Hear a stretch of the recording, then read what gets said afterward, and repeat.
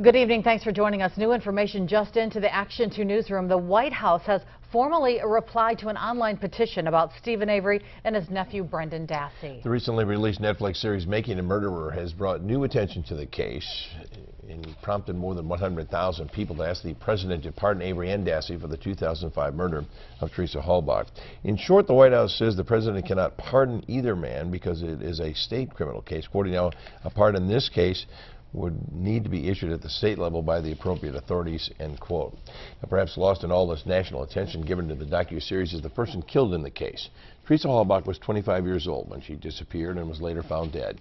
In tonight's top story, Emily Matesic is live in the Fox Valley newsroom to tell us how those who knew Halbach are trying to turn the focus back on her instead of the men convicted of killing her. Emily. Bill, anyone you talk with who knew Teresa Halbach will tell you the same thing. She was a vibrant young woman with a zest for life and an amazing smile.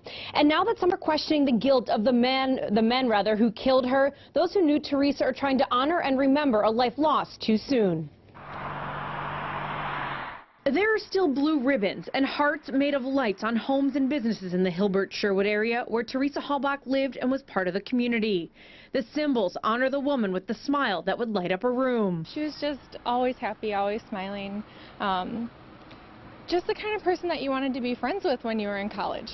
That's the best way I can describe her, just a really great, solid person. And that's why the attention and to some extent sympathy being offered to the men who are convicted of killing her because of the Netflix series is so upsetting to those who knew Teresa Halbach. I just can't get past how badly I feel for her family amid all of this coming up again 10 years later, and just the ultimate sadness over, the death of a person who had a lot to give the world and didn't get the chance to give it. The life Teresa Halbach lived and the one she would have lived is how those who knew her say they're remembering her, focusing on the fun woman she was, not the tragic way she died. I don't know her as the deceased or the victim of something. She was a great girl.